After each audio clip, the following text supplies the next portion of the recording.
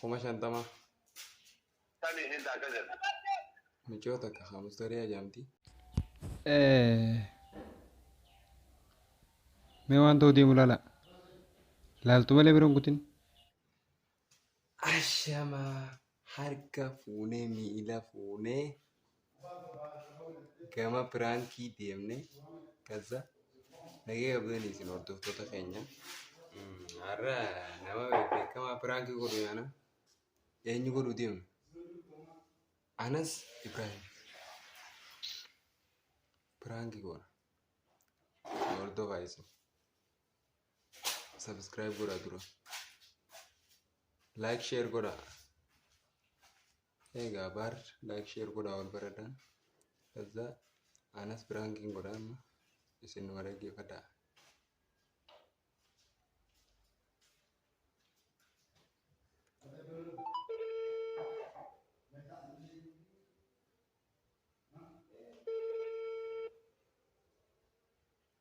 Hello. Anas Oh, nagaa nagaa alhamdulillah. fayyaa Ayin. namaatutu Na.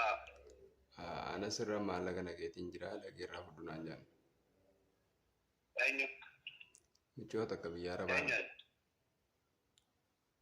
michoota akka Begadai.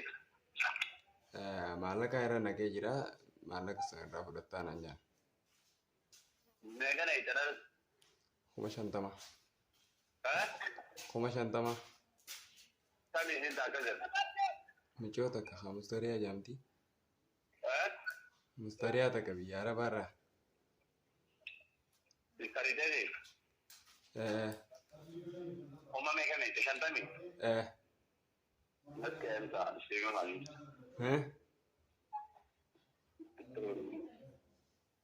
Mate Maal belaga wate bela. Ajinna ramudatu.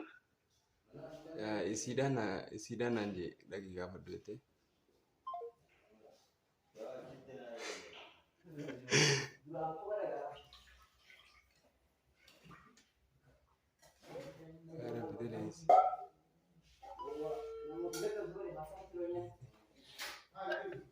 Anas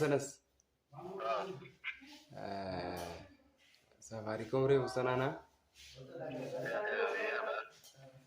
aye beeyte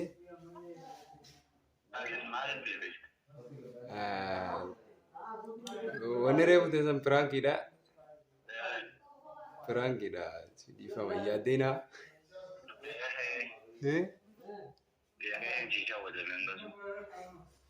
keeshadii si jawwadame nana qaate jechuudha bakka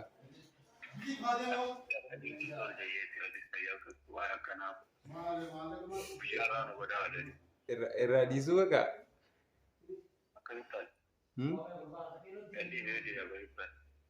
ayyaa maqaa kiyya beeyte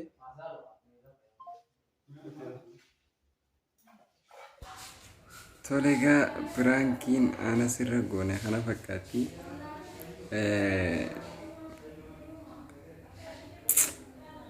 subscribe godhaati hanga walitti deebinutti nama biraatiin dhufnutti nama hedduu godhu yana subscribe godhaanu egaa ciao bye nageetti maal eeyide nageekka